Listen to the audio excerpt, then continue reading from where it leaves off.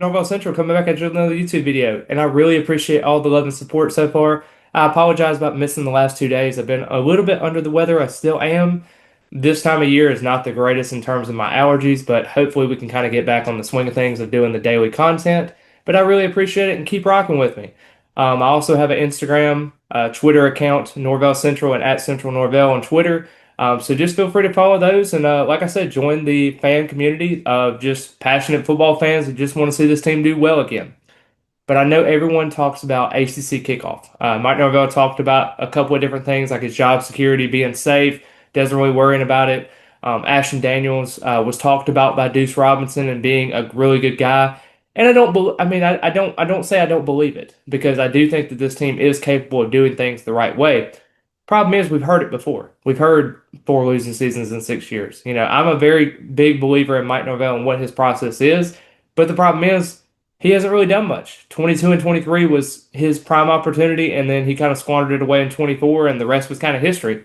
Obviously, you want to talk about the 5 games with the one single possessions. I think that's a little bit unfortunate there. I don't love raving about that, especially a Miami game where you kind of got overwhelmed until the fourth quarter. You scored 19 points to pull it within one possession.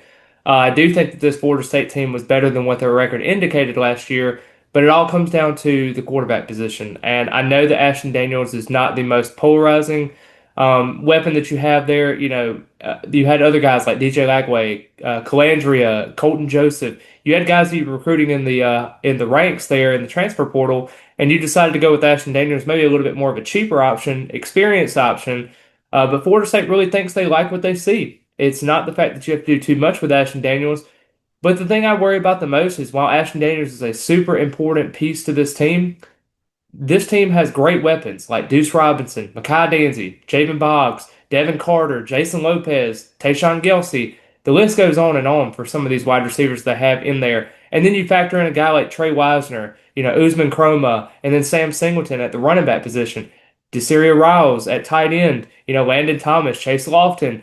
The list goes on and on. They have pretty good playmakers, and I would argue to say that their playmakers are better this year than they were last year. The one thing I worry about, and you can make the comparison between Thomas Castellanos and Ashton Daniels, who's better, who's worse, whatever. The problem is that I run into is the offensive line. I don't know if the offensive line has quite the skill that they did last year. You have a guy like Adrian Medley who wasn't really impactful as much, but he played under Herb Hand for multiple years. He has that experience being coached underneath him. Then you got a guy like Luke Petitmon, who was a really good player for you at the center position. Micah Pettis, who everyone thought that was going to be kind of a mistake type of guy and had a lot of penalties in terms of holding and false starts and stuff like that. He was able to clear that up really quickly. So I think there was a lot of things there. Even a Gunnar Hansen, who I thought was a really good piece. Richie Leonard, that was a pretty good offensive line. I think they just got kind of beat up around, down the stretch, and you saw what Florida State had coming out of their last couple of games where they lost 7 of their last 9. But I mean, you looked at that Alabama game where they were physically opposing that defensive line and just making them, just bow down to them at this point. And I do think that Florida State has that in them this season. The problem is you have guys like, Xavier Chaplin, for example, the Auburn and Virginia Tech transfer, left tackle who started 36 games, Nate Pax on the other side. I wonder if he plays tackle or guard. We'll kind of see how that goes. Even a Braden Joyner, who I think is going to be your starting center. Andre Otto, another guy who you think can be there. Chim Diaz, another guy from Stephen F. Austin. I think there's a lot of pieces there that Florida State can go with. I just wonder because he's talked a lot about Jonathan Daniels, for example, another recruit that's brought in and everything. And Florida State with recruits has not done the greatest in the world on their offensive line. Really, the only ones you can really think of are Andre Otto and probably Robert Scott, who started on the offensive line consistently or even remotely consistently because he just hasn't played a whole lot. It just seems like Alex Atkins plus Herb Hand just kind of went for that transfer portal ranks. And I get it. Herb Hand has been around for a very long time, coached a lot of Power 5 programs, and I think that he can be able to bring this team together. Problem is the recruiting class. There's no offensive lineman recruited in this class. Might be another late couple of grabs there for Florida State. I like some of the skills that they brought in with the last recruiting cycle and everything with Heppy, Luke Francis, another guy too, that's just physically imposing with their stature. And I do think that that's what you're going to need, some nasty guys up front. Obviously, those are guys that are going to be contributing in year 3 or year 4 because they do have a lot of development going on there. But Florida State's got to show that they can be able to develop these guys. That's why I think it's so important that Andre Otto plays and plays well this season because that's going to prove that they can be able to do this in terms of their offensive line. Obviously, everyone's talking about Mike Norvell and his job security in the hot seat. I just want to see a competitive team. I want to be able to see the trenches being able to be good because the thing is, too, even on the offensive line, the defensive line is inexperienced too. You have the Mandrell Desir and the Kevin Wynn, and other guys like that. But I just wonder if they're going to step up too because that's also another reason for concern. But just kind of sticking to the offensive line though, it's big for them because Ashton Daniels loves the RPO game. And that's going to be a big factor what Florida State does, especially in the red zone. And the thing that kind of bothered me last year was once they got between the 20s, they were great. But then when they got to the 20 and trying to get in the red zone, they couldn't do it because, I mean, it was just certain aspects there. And you saw the game against Stanford that was so embarrassing to watch, 13 to 20. And I just wondered how Florida State was going to be able to kind of fight back and combat the problems they kept having and, it seemed like that Virginia game after they had the road night against them and had that stunning loss in double overtime.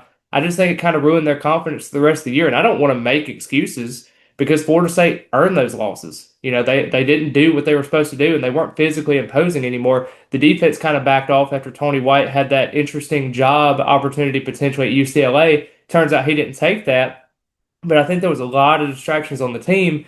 And I think you have to be able to figure out your offensive line. The reason why you beat Alabama last year was because of that offensive line. The reason why you were able to beat Wake Forest by as much as you did was because of the offensive line and Sam Singleton being able to kind of provide a hole for him.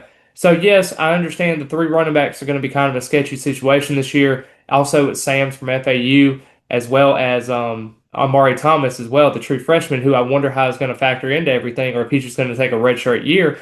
I just wonder how the offensive line is going to kind of be able to look. Because are you going to be able to utilize that short screen game? Because Ashton Daniels' arm is not the greatest in the world, but you need to have an offensive line that is good enough and capable enough to make everything work. And I think that's going to be big for Florida State as we go through the 2026 season. And it's going to be a big factor in terms of having that tune-up game against New Mexico State and then turn around and have an SMU on that Labor Day night game that you're going to have to win in terms of getting there and getting the attention of the audience too, because going 2-0 in that situation and then having a bye week and playing Alabama could be a huge confidence booster, but we can't give up. We can't start very fast and then finish down the stretch very poorly.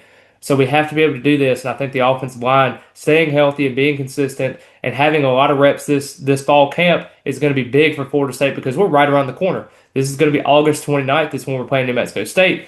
A little bit over a month at this point. So I'm super excited to see what the offensive line does. I think with Nate Paps, I think it's going to be your biggest impact difference maker because he's going to have to play either guard or tackle, maybe even put him on the bench and kind of figure out what you're doing. I hate to bring up this name, but Darius Washington kind of comes to mind in that thing. It's a Swiss Army knife that he has. So I just wonder what Florida State's going to do in terms of that. But I think Herb Hand is going to have a sensational offensive line, and they're at least going to be decent enough to get this offense to move the ball. But let me know your thoughts down below. Do you think of the offensive line as a weak link for Florida State? Do you think they're going to be able to kind of be a strength for Florida State as we go through? What pieces do you like on the offensive line? Just let me know in the comments what your thoughts are. And as always, go Noles.